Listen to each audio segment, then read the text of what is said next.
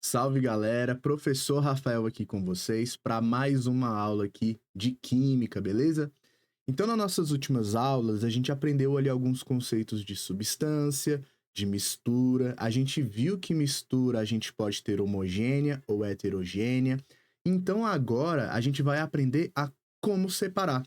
Se a gente tem uma mistura quando a gente junta duas substâncias ou mais, como que a gente pode pegar estas substâncias que você acabou de misturar e retirar, separar cada uma delas?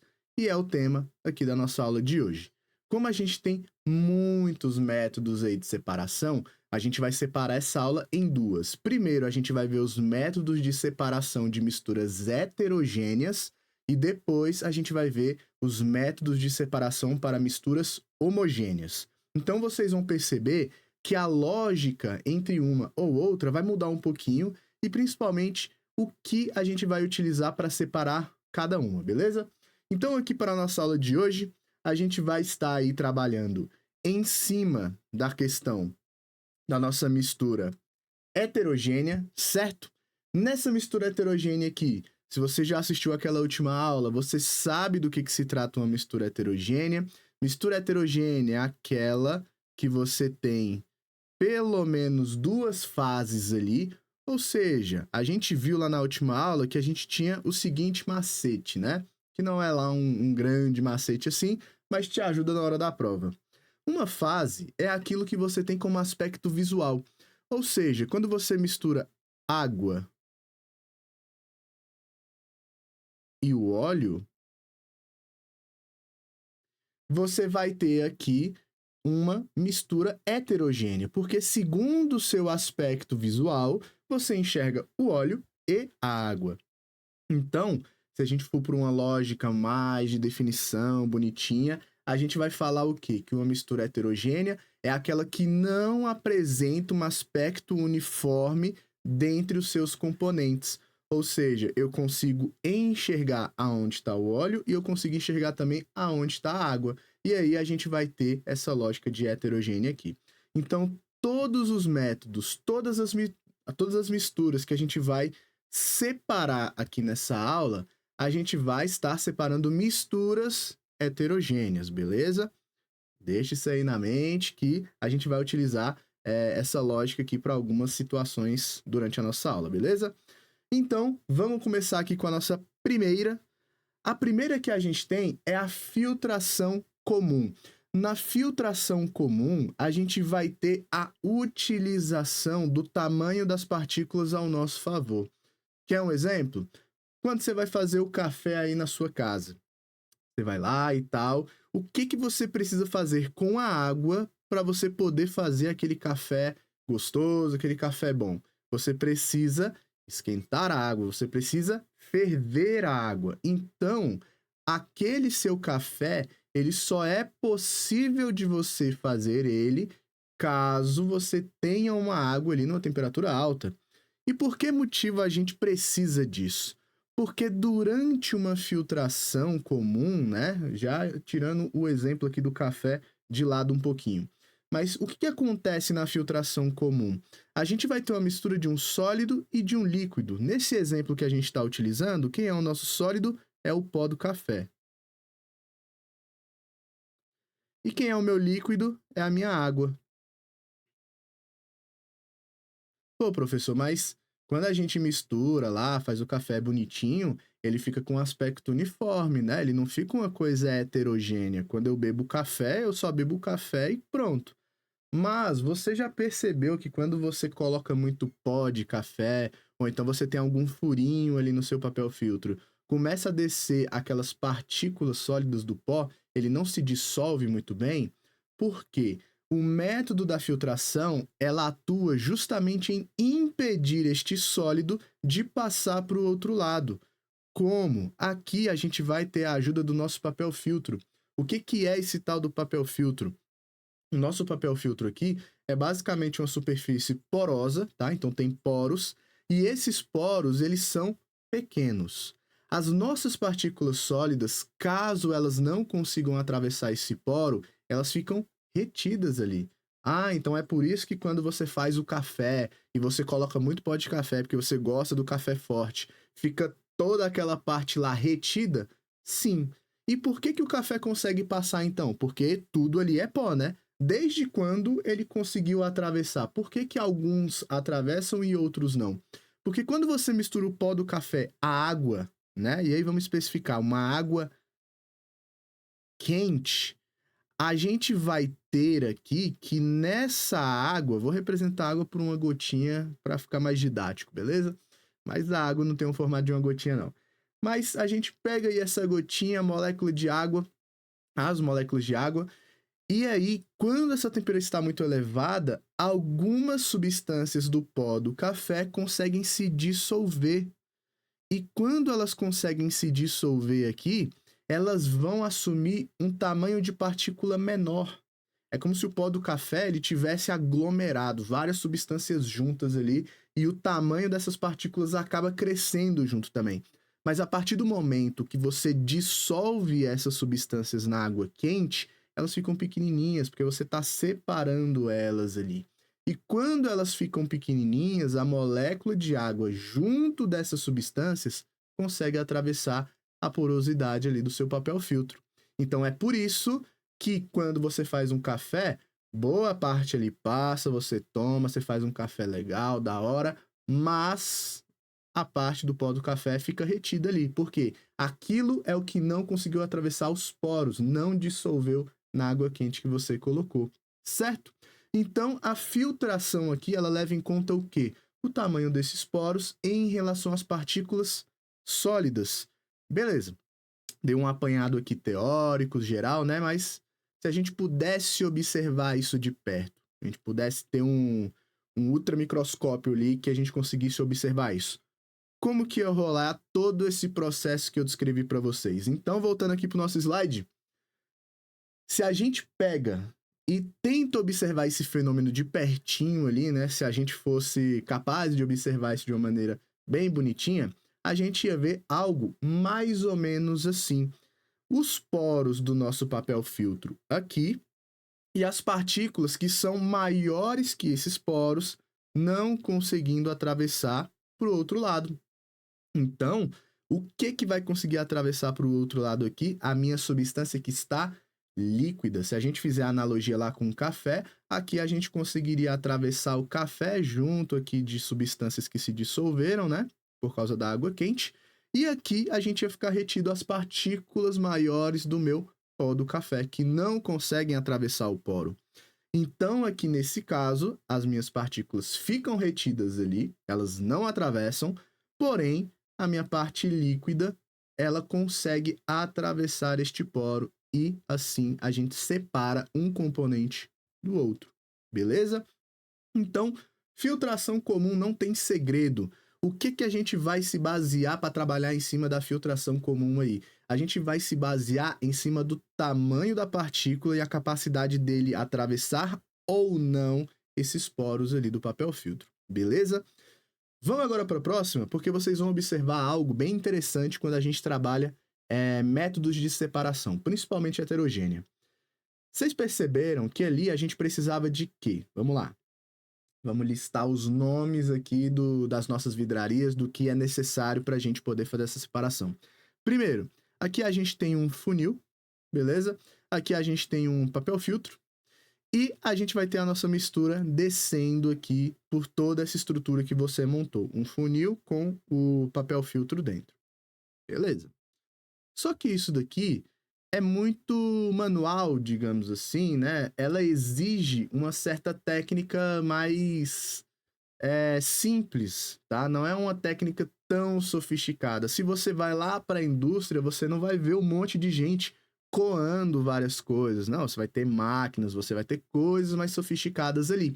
Então vocês vão observar que nos métodos de separação aqui, a gente geralmente tem um método e um método melhorado dele, que é o caso do nosso próximo aqui.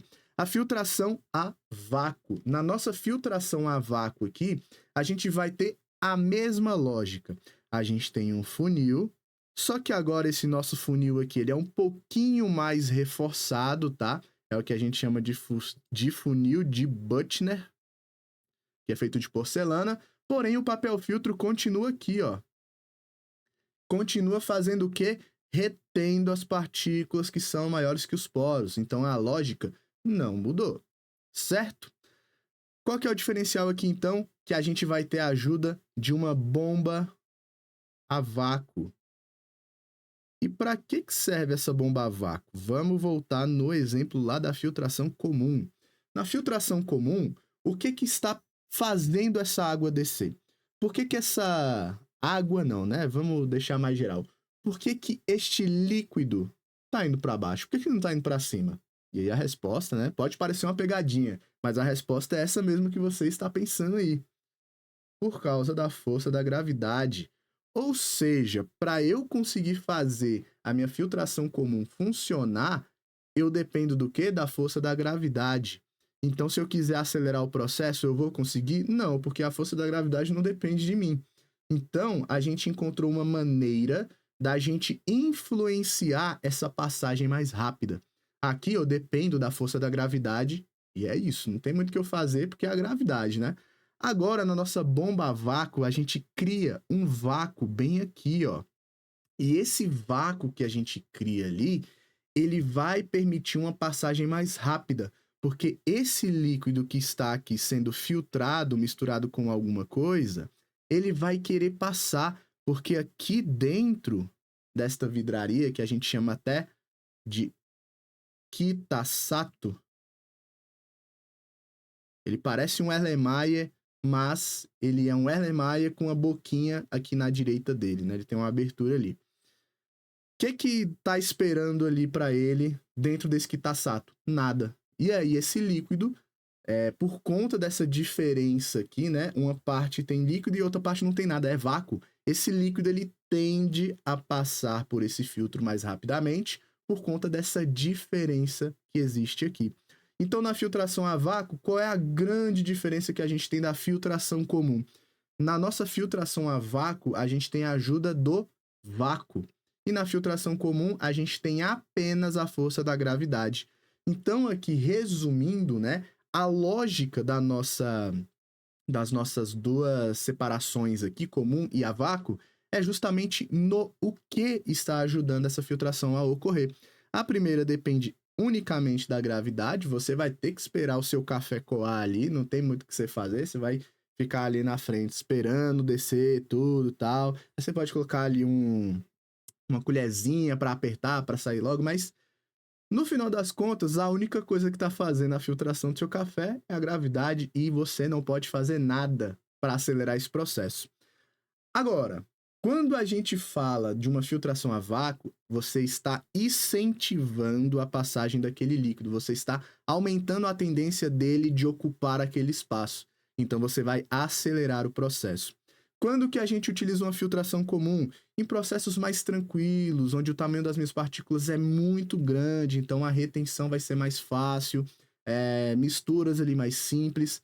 Quando a gente vai para a filtração a vácuo, a gente quer acelerar o processo. A gente quer fazer mais rápido, geralmente com uma mistura ali coloidal. O que é uma mistura coloidal, tá?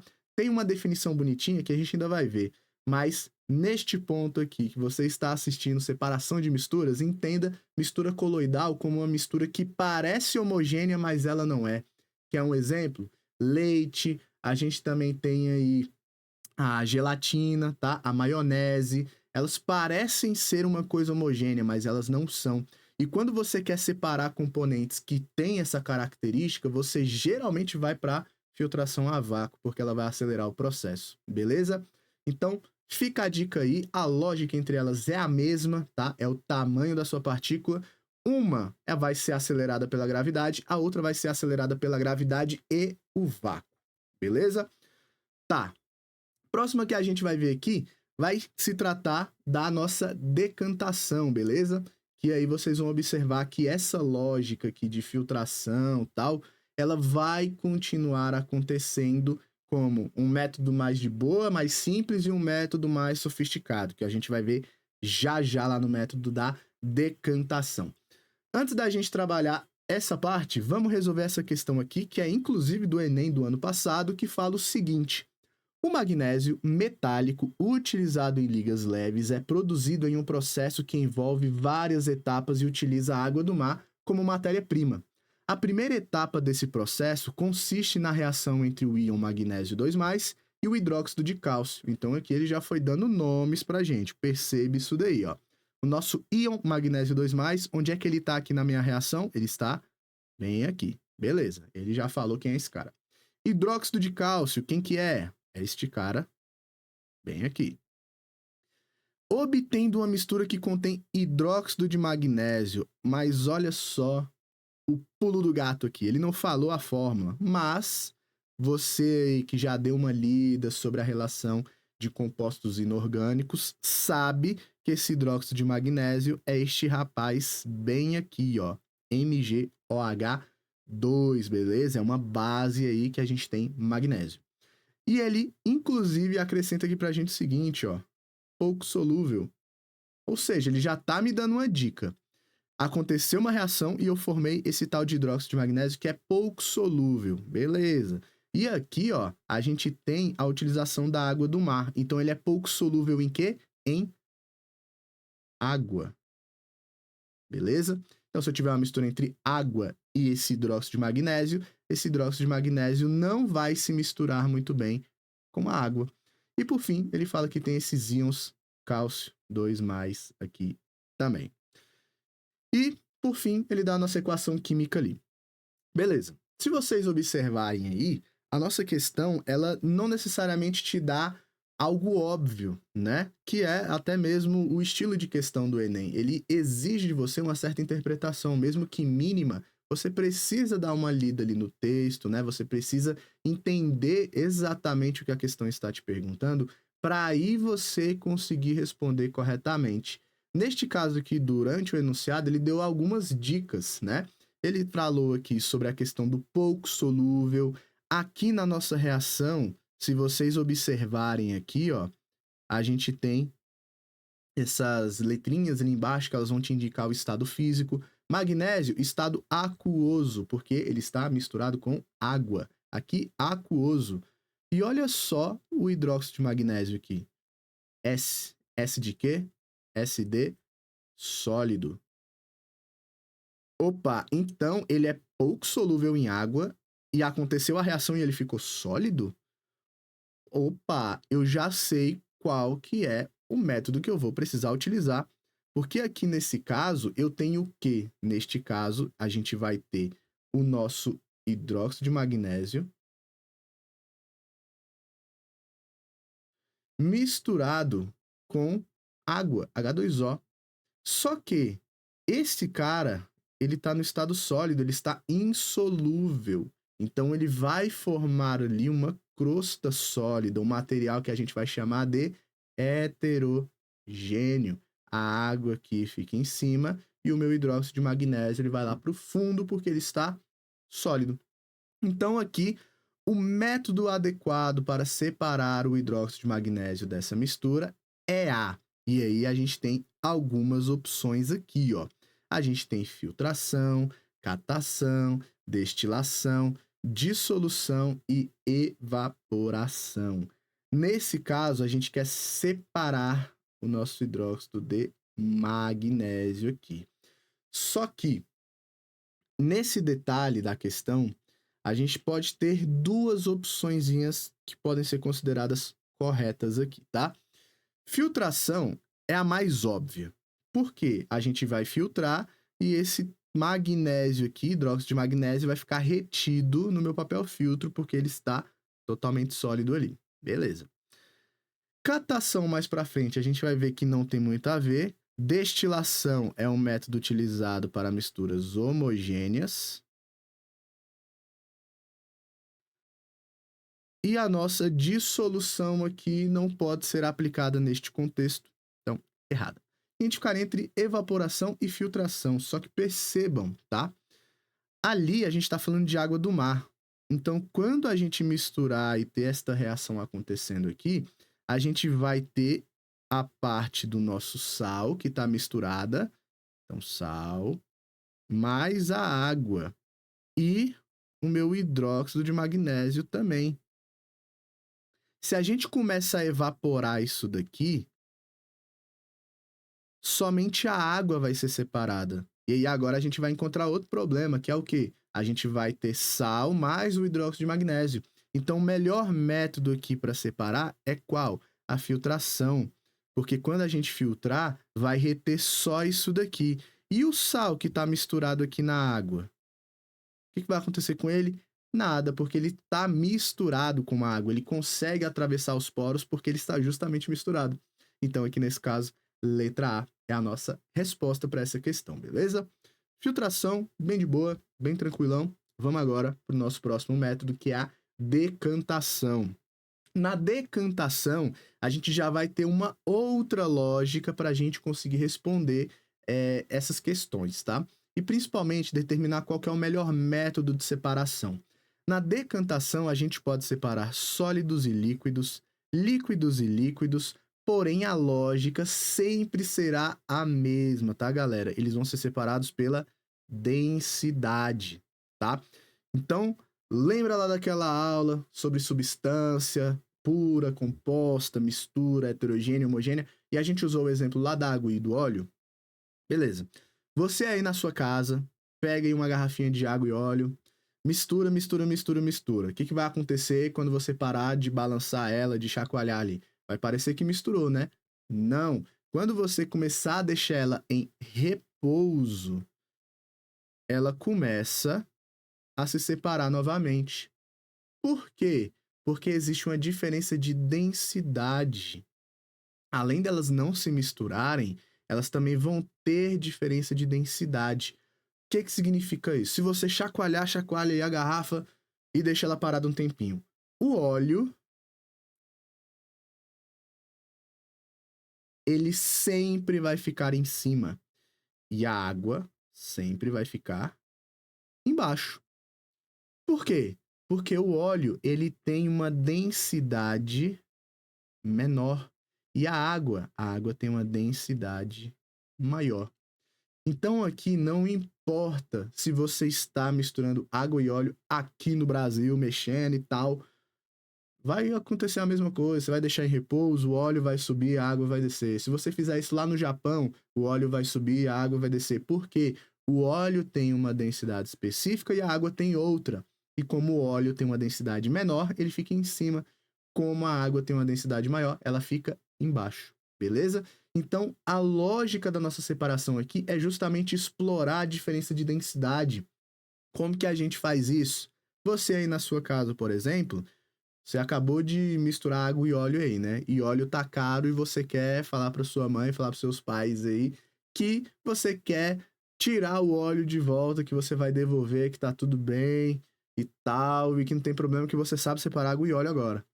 O que você vai fazer? Você vai deixar paradinho aí, e aí vai separar o óleo da água. Vai ser uma separação perfeitinha? Não, porque você está na sua casa, né? Você não está num laboratório da vida mexendo com o equipamento certinho. Mas dá para você separar? Claro que dá. Então você espera um pouquinho e derrama a parte do óleo em outra superfície, em outro recipiente ali. O que vai sobrar na sua garrafa? Água, na teoria, né? E o seu óleo você passou para outro recipiente. Só que isso é uma maneira muito manual, muito da gambiarra, digamos assim. No laboratório, o que a gente utiliza de fato? Este cara bem aqui, ó. O nome dele é o tal do funil de decantação.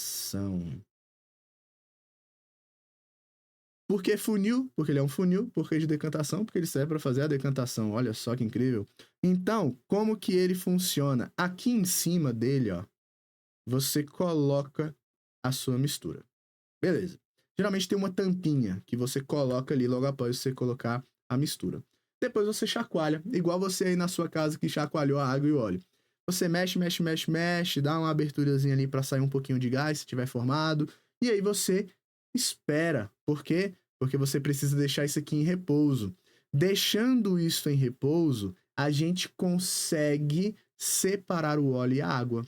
Só que o funil de decantação ele é feito exatamente para você não ficar precisando derramar um no outro, fazer tudo bonitinho. O funil de decantação, você pega e tem uma torneirinha nele lá no final. Só que o que ficou lá para baixo? A água. O que você vai fazer aqui agora? Você abre a torneirinha, a água desce, chega aqui embaixo e você coleta a água. Quando começar a chegar a parte do óleo, você faz o quê? Fecha a torneira. E aí você separou água e óleo. Legal, né? Então a decantação é um dos métodos que a gente mais utiliza em várias aplicações na indústria, tá? E várias aplicações que a gente pode trazer também para o nosso dia a dia. Mas a lógica dele sempre vai ser pautada na mesma coisa, densidade. Tá. Filtração comum, a gente viu que a gente tinha um método mais de boa, mais simples, né? Eu falei lá sobre filtrar café, enfim. Só que a gente tinha a filtração a vácuo também, que ela é um pouco mais sofisticada. Se na filtração a gente tem isso, na decantação a gente tem? Claro que sim. Na decantação, inclusive, a gente vai ter a centrifugação, que caso você não saiba, né, se você já teve algum interesse como é que funciona o exame de sangue e tal, como é que o pessoal consegue isolar exatamente aquilo que eles precisam para fazer a parte ali da análise e tal, é porque a gente utiliza a centrifugação. E por que a gente faz isso? A gente vai ter a mesma lógica, beleza? Na filtração comum, o que a gente tem como facilidade? O que a gente tem como incentivo para aquele líquido passar pelos poros? A gravidade. E na vácuo, a gente tem o vácuo. Aqui, na relação da centrifugação, vai acontecer a mesma coisa. Na nossa decantação aqui, quanto tempo eu tenho que esperar em repouso aí, para eu finalmente separar o óleo e a água? Eu tenho que esperar a gravidade agir. Não tem muito que você fazer, porque você está refém dela. É a gravidade que está fazendo o óleo separar da água, devido à relação das densidades deles ali. Só que quando a gente vem aqui para centrifugação, como a gente pode acelerar isso daqui? A gente vai acelerar a partir de uma máquina chamada centrífuga, que é esta máquina bem aqui, beleza? A centrífuga, ela vai funcionar com a mesma lógica. Você consegue separar sólido de líquido ou líquido de líquido. A gente consegue fazer análise de solo, a gente consegue fazer exame de sangue, a gente consegue fazer várias coisas nessa máquina aqui, porém, ela vai funcionar do mesmo jeito. Ela vai separar os componentes pela densidade. Então, aquele que é mais denso vai para o fundo e aquele que é menos denso, ele fica na parte de cima. Tá bom. Ali, quando a gente estava falando da decantação, a gente via que o com maior densidade ia para baixo e aquele com menos densidade ficava em cima. E isso acontece por quê? Porque a gravidade está puxando aqui, né, para baixo. Quando a gente vai falar sobre centrifugação, a gente vai utilizar algo chamado, pessoal lá da física, assistiu a aula aí do Matheus, a gente vai chamar isso daqui de força centrífuga. A força centrífuga é o que vai ajudar a gente a fazer essa separação aqui. Tanto é que o nome é centrifugação, né? Já dá a entender aí. Nessa força centrífuga, o que vai rolar? Essa máquina, inicialmente, ela começa assim. Você pega lá os tubinhos, coloca a sua mistura, e aí esses tubinhos vão ficar nessa posição aqui, ó. Eles ficam meio que quase na diagonal. E aí você começa a ligar essa máquina e ela começa a girar. E esse movimento dela aqui vai fazendo os tubinhos levantarem e ficarem nessa posição aqui. E ficando nessa posição, a gente vai aumentar a força centrífuga. E aí, os tubinhos, quando eles adquirirem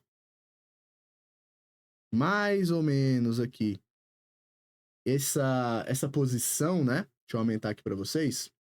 Quando os tubinhos adquirirem mais ou menos essa posição, a nossa força centrífuga vai estar aqui aumentada, fazendo com que o mais denso vá para o fundo e o menos denso fique aqui. E é justamente dessa maneira que a gente faz a separação do nosso sangue. Então, aquela parte mais densa do sangue, ela vem aqui para o fundo, ó. E a parte que é menos densa, ela fica aqui em cima. Cada parte dessa aqui, ela contém substâncias, componentes muito importantes para você fazer diferentes exames. E aí você consegue realizar eles porque você conseguiu fazer essa separação, beleza? Então a centrifugação nada mais é do que um premium, um plus ali da decantação. Só que agora você tem que fazer o quê? Utilizar uma máquina chamada centrífuga, beleza? Então, resumindo aqui os dois métodos, a gente vai ter que a decantação e a centrifugação, ambos vão depender de algo chamado densidade. Porém, uma vai ter apenas a ajuda da gravidade e a outra tem a ajuda da força centrífuga, através da nossa máquina que é chamada de centrífuga. Olha só. Então, decantação e centrifugação, muito tranquilo da gente lembrar, né? Bem de boa aqui a relação entre os dois. E lembrem disso aqui, ó. Densidade é o que manda na decantação e na centrifugação, beleza? Agora já vou deixar aqui na tela grande para vocês, porque vamos resolver algumas questõezinhas aí. Enem 2021. A imagem apresenta as etapas do funcionamento de uma estação individual para tratamento de esgoto residencial. E aqui no caso, ele me dá algumas opções ali, ó. Ele dá aqui caixa de passagem, ele dá aqui o tanque séptico, caixa de inspeção, cisternas, filtro biológico. Só que você, como candidato do Enem, você precisa lembrar a configuração de uma estação individual, que você vai usar ali individualmente. Pro Enem, você não precisa, cara. Isso daqui é o Enem trabalhando o que ele sabe de melhor, que são as habilidades. Então aqui ele não está avaliando se você sabe como é que funciona essa estação. Ele está avaliando se você consegue interpretar o que está na imagem e responder aquilo que está relacionado a ela, tá? Porque até agora a gente falou de decantação e centrifugação, né? Aonde que apareceu algo parecido aqui com decantação e centrifugação nessa questão? Nada. Por quê? A gente vai ter que analisar a imagem e dar a resposta que ele vai falar agora aqui pra gente, ó. Então, ele aqui na próxima fala: em qual etapa decanta-se o lodo a ser separado do esgoto residencial? Então, aqui neste caso, a gente vai ter o decanta-se aí já dando a ideia de que vai acontecer uma decantação. Quando que acontece uma decantação? Vamos lá. A gente precisa ter diferença de densidade e, principalmente, manter em repouso. Igual aquele exemplo lá que a gente comentou. Quando a gente pega aí água e óleo e você fica misturando, vai parecer que misturou. Só que na hora que você deixar paradinho, ele volta a se separar novamente. Então você precisa de repouso para fazer com que aconteça a decantação. Se não tiver o repouso, nunca vai acontecer. Então, voltando aqui, a gente vai precisar ler o que acontece em cada uma dessas etapas aí. Primeira, caixa de gordura retém os detritos da pia e cozinha, liberando água quase isenta de gordura. Então, aqui, nessa primeira etapa, não tem nada falando sobre densidade e muito menos repouso, beleza? Isso precisa ser citado, tá? Se não for citado, a gente não tem como descobrir qual que é a parte que decanta. 2. Caixa de passagem. Recebe o que vem dos banheiros e lavanderia, reunindo todo o esgoto residencial. Olha só. Então aqui não fala mais nada sobre densidade, muito menos repouso. 3. Tanque séptico. E muita atenção nessa aqui, ó. Aqui, o esgoto deve ficar em repouso por um período relativamente maior que nas outras etapas. Por que será que a gente tem que deixar em repouso por um tempo maior do que as outras? Porque é justamente aqui que a gente vai ter a decantação. Então, você deixar ele em repouso um tempo maior ali é justamente para você ter tempo para acontecer a decantação, para acontecer o repouso ali de fato, e você separar os seus componentes pela densidade.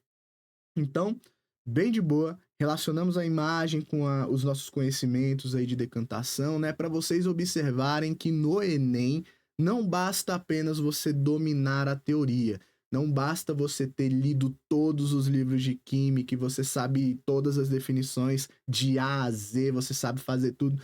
Não adianta se você não tem interpretação. Você tem que saber relacionar a teoria com problemas, problemas que podem vir da vida real, como é esse caso aqui, e problemas que são imaginários, que você nunca vai passar pela vida, né? Tipo, o que acontece quando você misturar um benzeno com alguma outra coisa? São coisas meio irreais, mas que são situações problemas, que você precisa, como aluno, saber resolver esses problemas. Porque o Enem é justamente para isso, beleza? Então aqui analisamos a imagem, pegamos um pouquinho aí de análise gráfica, né, de interpretar a questão, e respondemos corretamente qual que é a etapa que decanta, beleza? Tá, para a gente finalizar aqui, vamos ver alguns métodos que eles não são tão cobrados assim, não são tão recorrentes, mas que é sempre importante a gente dar uma revisadinha neles, tá? Como eu comentei com vocês, os métodos que a gente vai trabalhar, inclusive, eu estou dividindo essa aula aqui em duas, né? Heterogêneos e homogêneos. A gente tem tanto método, mas tanto método de separação que não dá tempo da gente falar todos. E às vezes não é nem benéfico falar todos, porque o Enem não cobra todos também. Então aqui a gente está observando aqueles que têm uma tendência maior, aqueles que têm uma possibilidade maior de cair, e aqueles que são cobrados assim numa estatística muito, muito baixa, a gente deixa para resolver individualmente lá nas nossas questões de exercícios que a gente vai resolver também, beleza? Então aqui a gente não vai trabalhar todos os métodos de separação heterogênea, a gente vai focar em alguns e esses alguns que são mais recorrentes, tá? Então por isso que a gente está trazendo aqui a parte do nosso método chamado catação. E catação talvez aí é o mais tranquilo de todos eles, porque o próprio nome já entrega o que você tem que fazer. Você vai catar, você vai pegar ali manualmente. Mas como é que você vai fazer isso? Por um aspecto da visualização, um aspecto visual. Se você tem aí e você quer separar, por exemplo, feijões de pedrinhas, o que você vai fazer? Você vai pegar os feijões um por um e separar daquelas pedrinhas ali, né? Quando você tem muita terra misturada ali com pedras e você quer tirar, ou então, não, por exemplo, melhor ainda, conchas na praia. O que você faz ali quando você enxerga uma concha na praia? Você pega ela, você vai lá com a mão, pega e tira ela. Você está catando, você está retirando ali daquela mistura heterogênea que é concha, areia, várias coisas ali, e você está retirando. Por quê? Porque você teve um aspecto visual, você enxergou, olhou aquilo dali e conseguiu retirar. Então, se você consegue ter esta noção visual, você consegue ver e, principalmente, consegue retirar, né? Você pode utilizar o método da catação, que inclusive a gente já resolveu uma questãozinhas aí que ela era citada lá no meio, né? Catação bem tranquila, bem de boa. E agora vamos para as nossas últimas aqui. Beleza, essa a gente vai trabalhar em conjunto com outro método que a gente vai ver ainda hoje, beleza? Que é a flotação. Por quê? Floculação e flotação, geralmente eles vêm com aspectos parecidos, porque o próprio nome já confunde, né? Mas também porque eles podem ser usados em conjunto, tá? Quando que a gente vai usar uma floculação aqui? Quando a gente tiver sólidos e líquidos, e aqui neste caso, a gente vai ter uma pequena diferença no método. Se você perceber aí, todos os outros métodos que a gente está trabalhando, uma vai depender da densidade, a outra vai depender do tamanho das partículas, a outra vai depender de um aspecto visual, de você literalmente catar algo ou não. Só que a floculação, ela trabalha de uma maneira um pouquinho diferente. Você vai adicionar aqui um floculante, porque ele vai aglomerar suas partículas. Então aqui você tem um sólido e um líquido. Esse seu sólido, quando você adicionar este floculante, ele vai aglomerar essas partículas em um ponto. E quando ele aglomerar essas partículas em um ponto, vai ficar mais fácil de você retirar ela. Então a floculação ela não é o ponto final do método da separação, porque o papel dela aqui é aglutinar partículas. Exemplo, você aí que um dia foi no clube, foi na praia e percebeu que aquela água estava meio verde, estava meio estranha, né? E aí o pessoal da piscina começou a limpar ali, jogou um produtinho, do nada ela começou a ficar cristalina e lá no fundo ficou aquela sujeira. Parece que ficou uma coisa ruim ali no final, né? Parece que a gente descobriu sujeira no fundo da piscina que não estava lá antes. Mas o que aconteceu? A gente adiciona um floculante e esse floculante ele começa a aglomerar partículas. Por que aquela água da piscina estava verde? Ela estava meio estranha ali. Porque a gente tem partículas sólidas que elas estão distribuídas nessa piscina. Então é muito difícil de você enxergar porque elas estão muito distribuídas. E isso dá esse aspecto turvo, né? A nossa água ela adquire uma coloração ali que não parece muito saudável. Então, neste caso, quando você adiciona o floculante, essas partículas que estão muito distribuídas, elas começam a se aglutinar em pontos. Elas começam a se aglutinar em volta desse tal floculante aqui, ó, que a gente tem como mais utilizado sulfato de alumínio, cloreto férrico, tá? E ele faz justamente esse papel de aglutinar. Beleza, você aglutinou e fica com esse aspecto. Parece que aquela sujeira tá lá no fundo, né? Aquela coisa meio estranha. Parece que surgiu sujeira do nada. E agora você vai utilizar outros métodos para separar isso daqui. Primeiro método é você fazer uma decantação. Você deixa a piscina lá em repouso e aí você, né, retira ali aquela parte lá de baixo com métodos que você pode tirar a sujidade, seja ali com a máquina, enfim, mas você consegue retirar ela lá do fundo da piscina.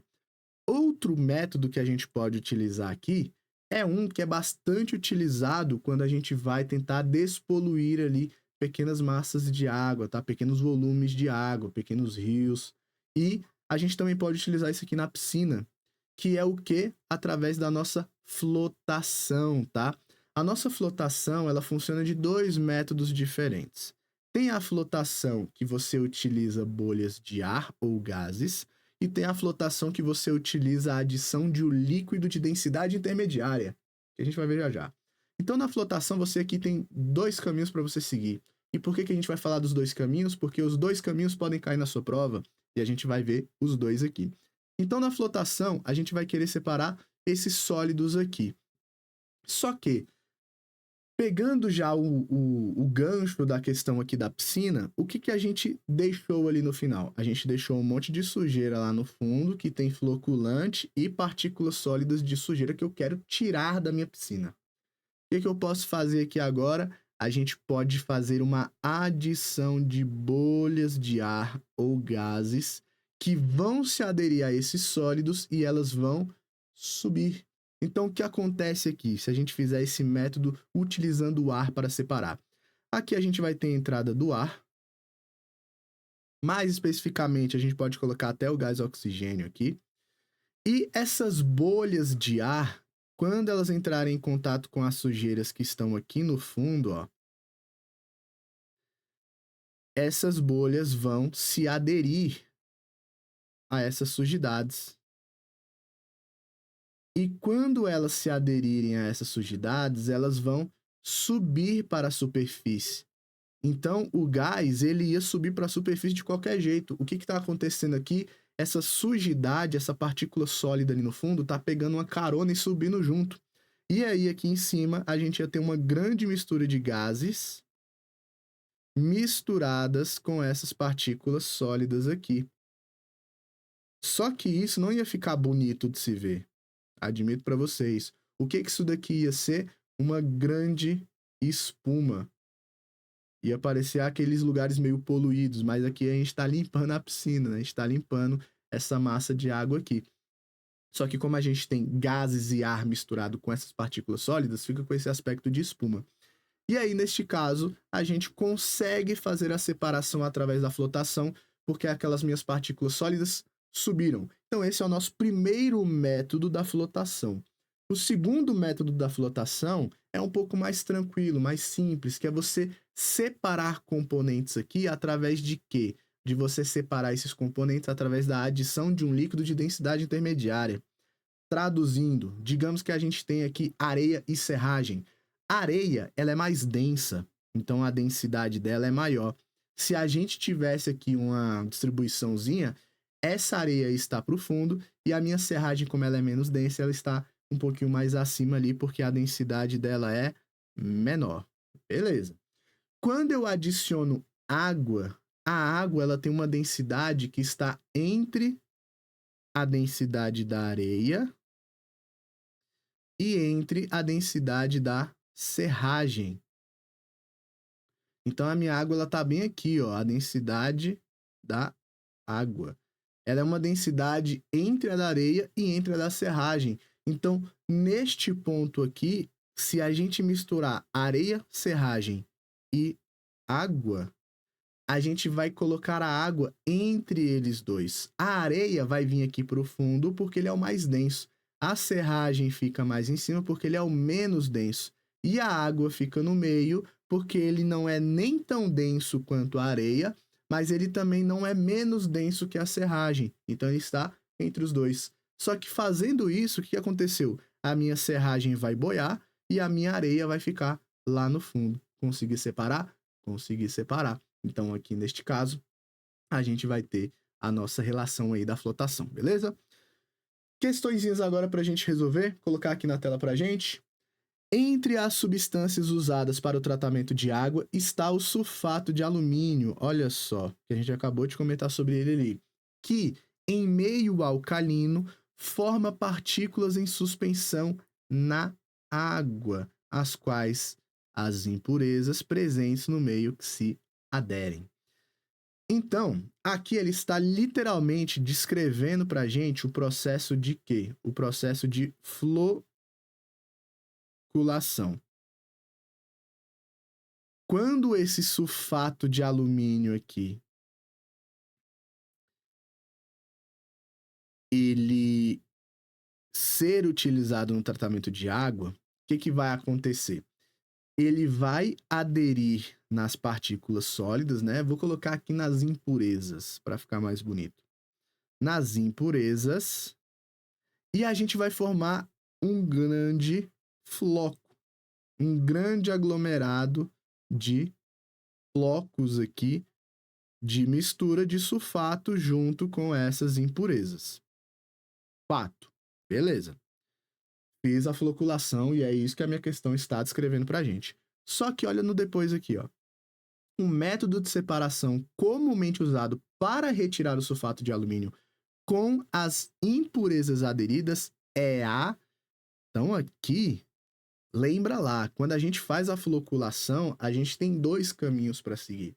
Ou você deixa decantar, deixa a sujeira descer e depois você dá um jeito ali de retirar posteriormente. Ou você vai fazer o método da flotação. O que vai acontecer aqui nesse tanque de água? A mesma coisa que a gente descreveu aqui, ó. Então, neste caso, se a gente tivesse feito esse processo de tirar as impurezas da água, a gente poderia utilizar esse método da flotação aqui, ó, para retirar essas partículas sólidas daqui. E aí, dessa maneira, a gente ia puxar elas ali para cima, beleza? E aí, dessa maneira, a gente conseguiria separar. Falta aqui eu comentar também nessa flotação, que ficou faltando também, que a gente consegue separar sólidos de líquidos aqui, né? Um detalhezinho aqui no slide, deixar escrito aqui.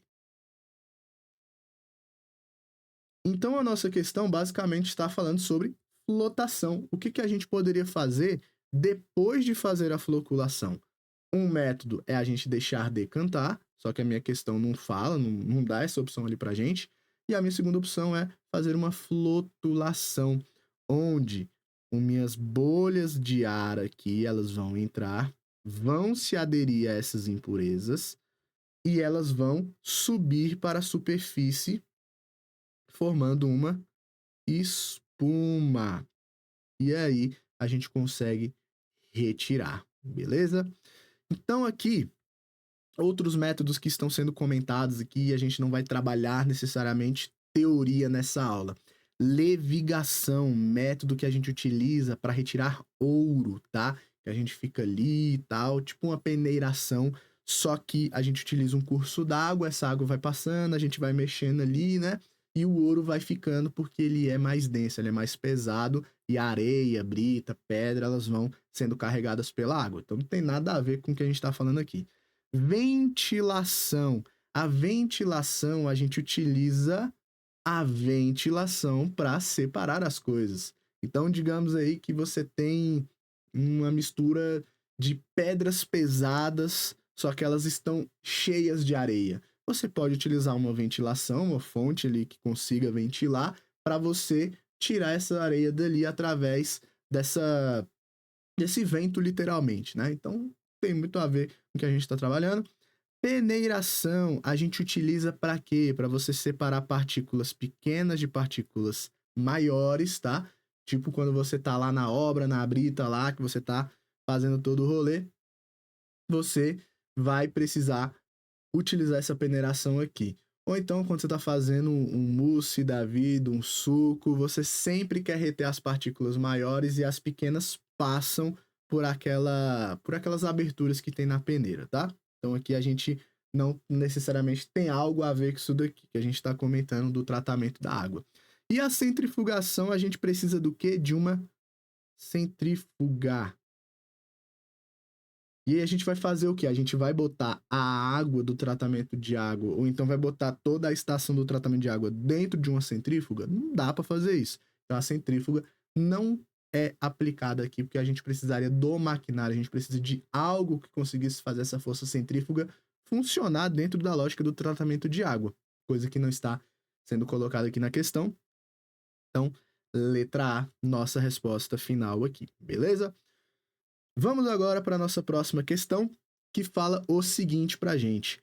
Para demonstrar os processos físicos de separação de componentes em misturas complexas, um professor de química apresentou para seus alunos uma mistura de limalha de ferro, areia, cloreto de sódio, bolinhas de isopor e grãos de feijão. Os componentes foram separados em etapas na seguinte ordem. Então, primeiro, o que a gente fez? Uma catação. Por que uma catação? Porque os grãos de feijão aqui, eles são mais fáceis de você retirar, é um aspecto visual que vai ter ali naquela mistura. Depois a gente faz uma imantação, que eu já vou dar um spoiler aí do próximo slide, mas é você utilizar uma separação magnética, então você vai ter a ajuda de um ímã. Então esse ferro vai ser atraído pelo ímã e aí você consegue retirar ele. Bolinhas de isopor, flotação. O que ele fez aqui nesse processo, provavelmente? Ele adicionou água e a bolinha de isopor, ela vai flutuar, enquanto a areia vai ficar no fundo, junto aqui com o meu cloreto de sódio misturado na água. Então, aqui neste caso, a minha bolinha de isopor vai precisar da adição de água para você separar e ela flutuar na própria água aqui. Por fim, a gente tem a areia, onde a gente vai fazer uma filtração. A areia vai ficar retida ali no meu filtro. E o cloreto de sódio, a gente vai fazer uma evaporação, que é um método de separação de misturas homogêneas. Água mais sal. Você aí na sua casa, quando você fez aquele seu suco bem saudável, que você botou dois pinguinhos de açúcar ali, você colocou 0,002 gramas de açúcar. Você consegue ver o açúcar depois que ele entra ali na estrutura da água? Não. Agora, se você coloca aquele tanto de açúcar lá, você enxerga, mas aqui a gente está lidando com suco saudável. Você colocou pouco. No momento que você coloca pouco, você deixa de enxergar o açúcar. O açúcar estava aqui na sua mão, você colocou na água, ele sumiu entre aspas. Por quê? Ele mistura muito bem, ele forma uma mistura homogênea. E aí, para você separar eles, você tem alguns diversos métodos. Nesse caso, a gente pode separar pela evaporação, que é o seguinte. Vamos trazer o contexto agora do açúcar pro sal. Porque ninguém mistura água com sal, né? Logicamente que dá para fazer isso, mas pensando num exemplo mais usual da vida de vocês aí. Agora pensando, água mais uma pitadinha de sal. Formou uma mistura homogênea. Como que a gente pode separar eles? A gente pode simplesmente aquecer essa mistura e aí a água vai evaporar. Quem que não evapora? O meu sal, o meu cloreto de sódio. Ele fica ali. E aí a gente conseguiu separar tudo utilizando vários métodos. Agora que você já teve toda essa explicação aqui, observe que você já sabe a resposta. Em qual etapa foi necessário adicionar água para dar sequência às separações? E a nossa etapa é a etapa 3. Tem outra resposta correta aqui? Não, porque nenhuma vai precisar da adição da água. Primeiro, catação. Catação, você não vai precisar da água. Imantação, você vai utilizar ímã. Flotação, você vai usar água. Areia, você vai fazer uma filtração. Por quê? Mas de onde que você vai utilizar a água aqui? Por que que a gente não pode falar que na filtração você precisa adicionar água? Porque você adicionou água aqui, ó, antes, na flotação. Você só vai fazer uma filtração com areia porque antes você adicionou água. Se você não tivesse colocado água aqui na flotação, você não ia precisar filtrar. Você usa outro método de separação.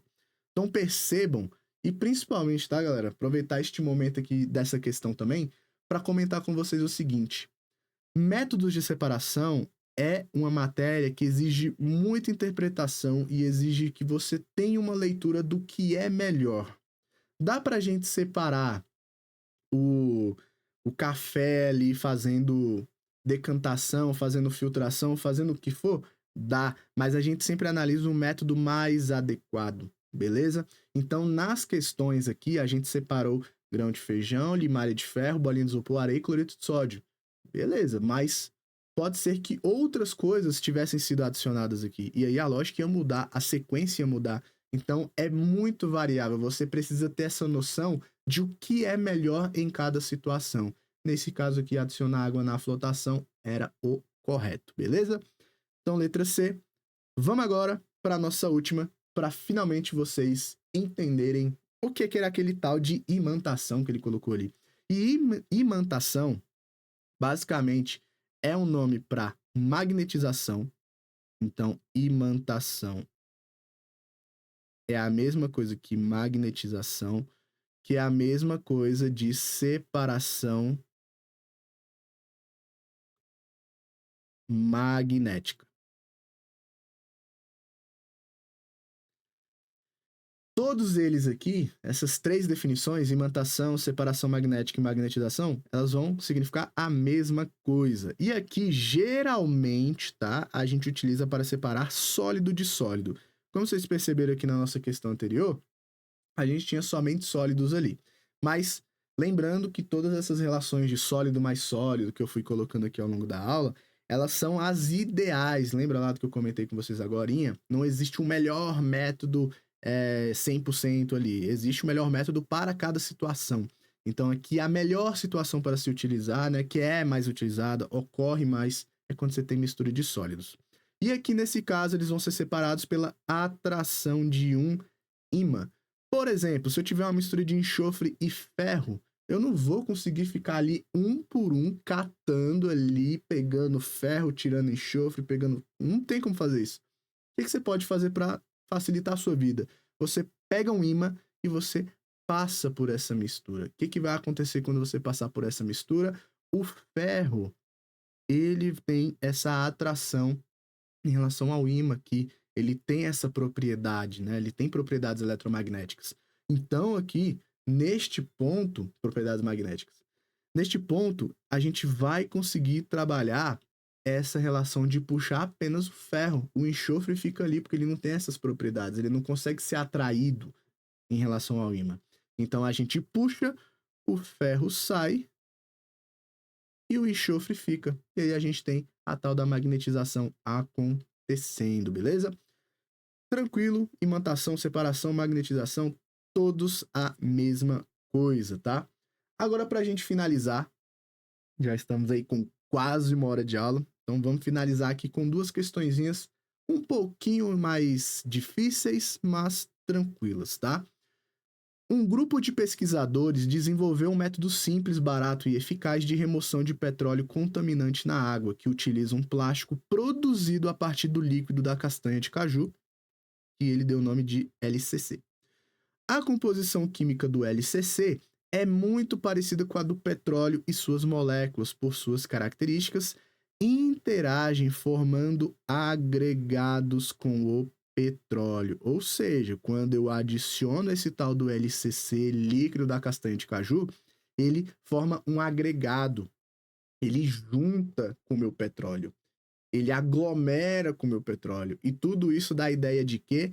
Isso tudo vai dar a ideia de uma floculação.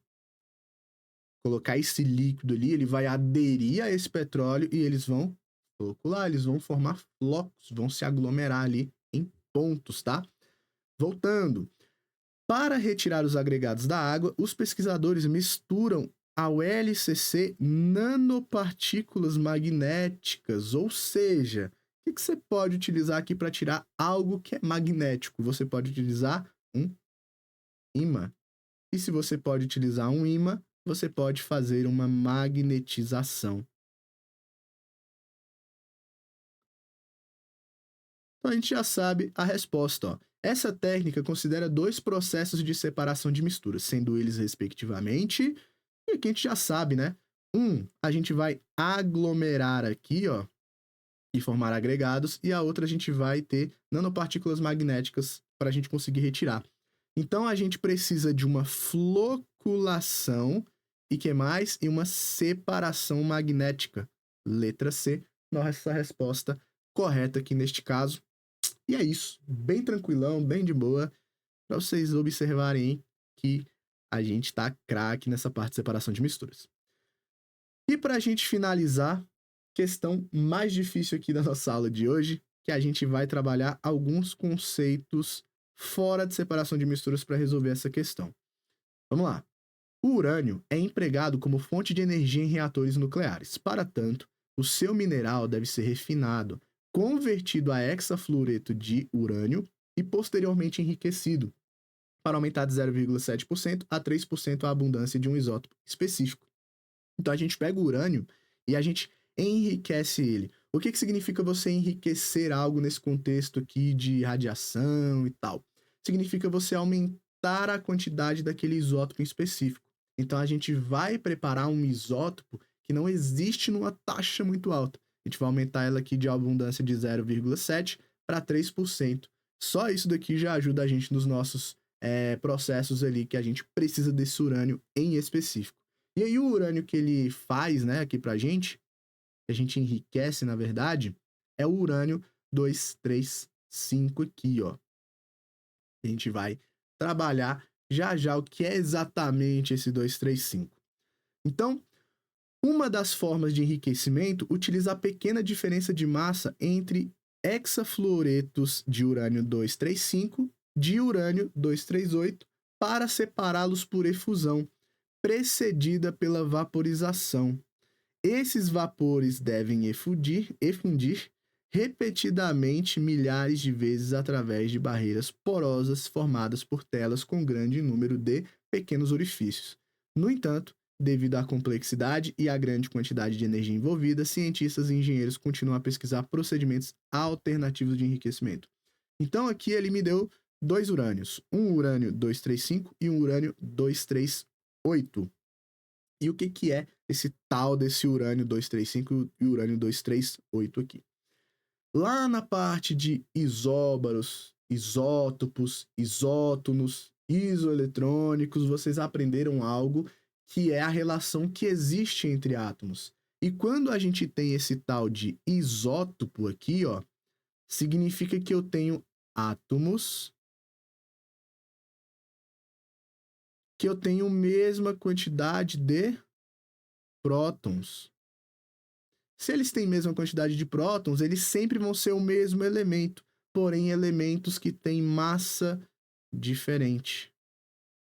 Então, o que significa esse U235 e U238 aqui? Ou urânio 235 ou urânio 238. Isso daqui é a massa desse isótopo de urânio. Então, esse átomo aqui de urânio, esse isótopo, ele tem essa massa. E esse aqui de baixo tem essa massa de 238. Certo? E aqui nesse caso, a gente está falando do mesmo elemento. É a mesma coisa, é o mesmo tamanho de átomo desse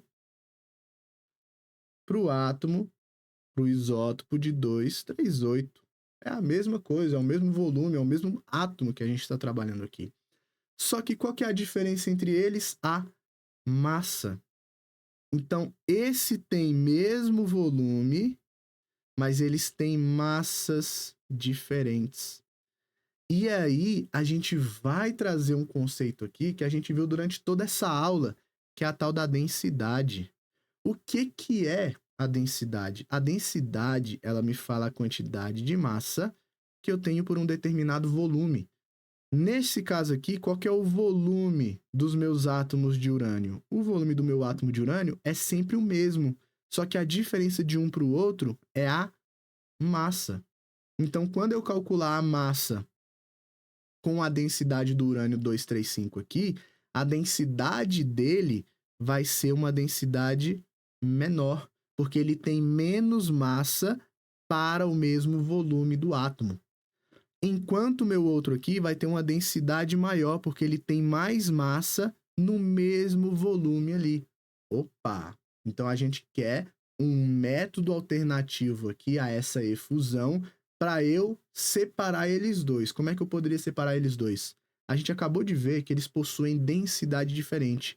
Um tem a mesma, os dois, na verdade, têm o mesmo volume, mas massas diferentes. Um pesa mais no mesmo volume que o outro. Então, tem diferença na densidade. Se tem diferença na densidade, o que a gente pode utilizar aqui? Centrifugação, peneiração. Você, pense aí comigo agora. Você que ouviu a vida inteira urânio faz mal, radiação, Chernobyl, acidente, tal, usina nuclear. Você acha que você aí, com a peneira que você tem em casa, que você faz a sua comida, que você vai lá, faz suas obras, você acha que você consegue com aquilo separar urânio? Não dá para fazer isso. Então, impossível ser a peneiração. Centrifugação, por que a gente pode utilizar a centrifugação aqui? Porque a centrifugação, ela vai mexer justamente na diferença de densidade entre os meus componentes. Extração por solvente. Aqui você vai puxar o mesmo urânio. Isso daqui é o mesmo elemento químico. A diferença dele está na massa, não tem nada a ver. Não tem como você separar por extração. Destilação fracionada. Isso daqui, homogêneo, para misturas homogêneas aqui, onde a gente vai ter líquidos. Separação magnética, a questão nem chegou a citar que o urânio é magnético, ou seja, você só tem uma opção aqui, cara, que é marcar a letra B, centrifugação. Você não precisaria nem pensar tanto assim igual a gente tá pensando agora. Viu a diferença de densidade? A única resposta é centrifugação, e é isso, acabou, entendeu? Então, finalizamos aqui essa aula, tá, galera? Próxima, a gente vai estar trabalhando a separação de misturas homogêneas. E aí, na outra, a gente vai fazer mais exercícios aqui em relação ao Enem, porque a gente tem muitos. E dá pra gente fazer várias e várias aulas só falando desse tema, que é muito legal. Beleza? Então, eu vou ficando por aqui e falou. Boa aula aí pra vocês assistirem tranquilamente. E a gente se vê por aí. Falou!